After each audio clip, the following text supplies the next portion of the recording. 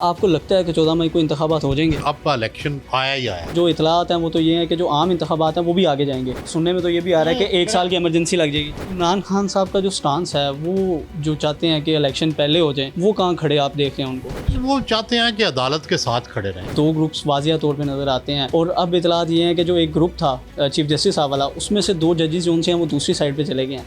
वो अंदर की खबर क्या है? हुकूमत बड़ी मुतमईन नजर आती है, क्या किया है उन्होंने ये नहीं पता। हमने इलेक्शन करवाने ही करवाने हैं, लेकिन एकदम ऐसा क्या हुआ है कि सुप्रीम कोर्ट जो है वो पीछे है। उसमें इम्पोर्टेंट है जो एस्टेब्लिशमेंट ने ब्रीफिंग दी है। चीफ जस्टिस भी बड़े समझदार हैं और वो ऐसा नहीं चाहते कि भाई एस्टेब्लिशमेंट के साथ कोई उनकी महाजराई हो। पुराना पाकिस्तान, नया पाकिस्तान, अब हमारा पाकिस्तान, तो ये क्या बयानिया है? किस तरफ को जा रहा है मुल्क? अगर इंतखाबात हो जाते हैं, कौन ज़्यादा मजबूत इस टाइम पोजीशन है? बिजनेस क्लास के अंदर नून लीग अब भी मौजूद है। जो मौजूदा हालात हैं, नवाज शरीफ वापस आ जाएंगे? क्योंकि मेरे ख्याल से ये सबसे बड़ी खबर आपके पास ही हो। जो बिलावल भुट्टो ने अभी दौरा किया है भारत का, उस पर कमेंट चाहता हूँ। क्या लगता है कि मामला बेहतर हो? सर, सबसे पहले मैं आपसे ये पूछना चाहूँगा, सबसे ज़्यादा जो अहम बात इस टाइम चल रही है वो इंतखाबात से हवाले से है, तो क्या आपको लगता है कि 14 मई को इंतखाबात हो जाएंगे? 14 मई को तो ना तैयारी लगती है मुझे किसी की इलेक्शन की, और ना लगता है कि कौम तैयार है। तो आपको 14 मई से तो आगे तो जाना पड़ेगा। तो सर 14 मई से आगे जाते हैं तो क्या लगता है कब तक हो जाएंगे?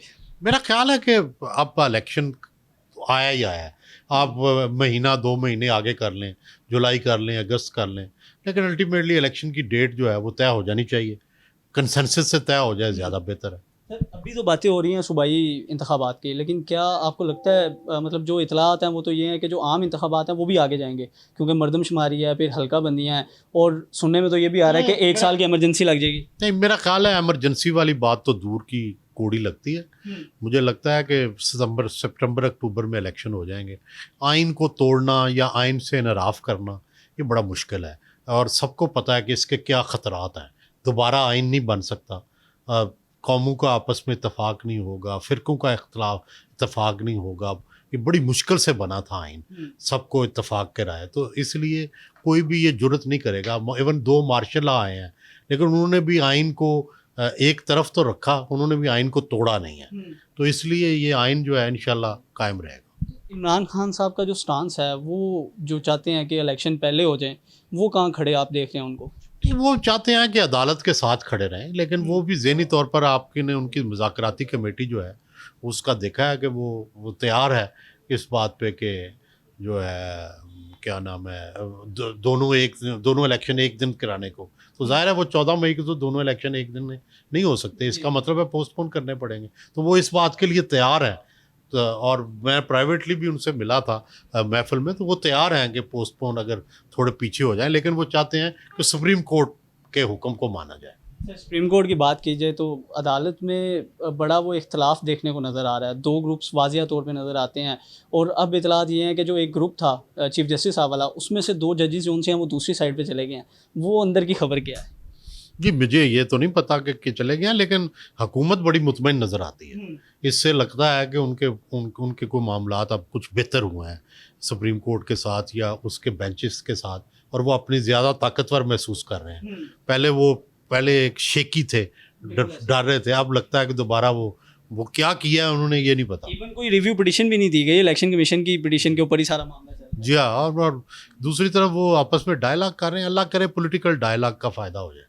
सर, कुछ दिन पहले की बात की जाए तो सुप्रीम कोर्ट बहुत आगे थी, मतलब वो एक स्टांस पे खड़ी थी कि हमने इलेक्शन करवाने ही करवाने हैं, लेकिन एकदम ऐसा क्या हुआ है कि सुप्रीम कोर्ट जो है वो पीछे? उसमें इम्पोर्टेंट है जो एस्टेब्लिशमेंट ने ब्रीफिंग दी है, जिसमें उन्होंने ये कहा है कि हम 2 दफ़ा फ़ौज जो है वो वापस सरहदों से नहीं बुला सकते, आपको एक दफ़ा बुलाएं। तो मेरा ख्याल है चीफ जस्टिस भी बड़े समझदार हैं, उन्होंने भी इस ब्रीफिंग पे ज़रूर गौर किया होगा, और वो ऐसा नहीं चाहते कि भाई एस्टेब्लिशमेंट के साथ कोई उनकी महाजराई हो। सर, पहले पुराना पाकिस्तान, नया पाकिस्तान, अब हमारा पाकिस्तान, तो ये क्या बयानिया है? किस तरफ को जा रहा है मुल्क? मेरा ख्याल है हमारा पाकिस्तान या सबका पाकिस्तान या प्यारा पाकिस्तान, यही बयानिया होना चाहिए। अच्छा।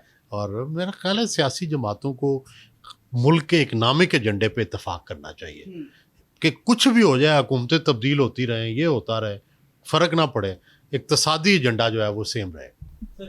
माजी के हालात आपसे बेहतर कोई नहीं जानता, जितनी गहरी नज़र आप रखते हैं सियासत पे शायद ही कोई रखता हो। क्या लगता है कि इससे हालात बिगड़ेंगे या अब ठीक होने की तरफ जाएंगे? मेरा ख्याल है कि अल्टीमेटली पाकिस्तान जितना बुरा होना था हो चुका, अब हालात बेहतर होंगे। अब सब में अवेयरनेस है कि बहुत हालात ख़राब हैं, इक्तसादी हालात ख़राब हैं, सियासी हालात ख़राब हैं, अदालती हालात ख़राब हैं, माली हालात ख़राब हैं, कोई चीज़ भी तो ठीक नहीं है।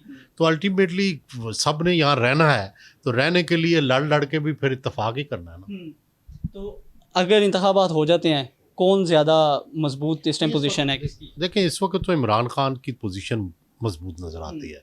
जो फ्लोटिंग वोट होता है, वैसे तो दोनों पार्टियों के वोट हैं, नून के भी वोट हैं, पीटीआई के भी वोट हैं, और बड़े पक्के वोट हैं, और अपनी बिजनेस क्लास के अंदर नून लीग अब भी मौजूद है। लेकिन फ्लोटिंग वोट जो होता है, जो वोट हर इलेक्शन में बदल जाता है, वो इस वक्त पीटीआई के साथ। सर, एक तरफ जो है मज़ाकरा डायलॉग चलते हैं, दूसरी तरफ जो पार्टी के सदर हैं चौधरी परवेज़ लाई साहब, उनके घर का दरवाज़ा तोड़ दिया जाता है। फिर अगले दिन कुछ दिन बाद सीएम साहब आते हैं, चौधरी शुजात साहब के साथ माफ़ी मांगने चले जाते हैं।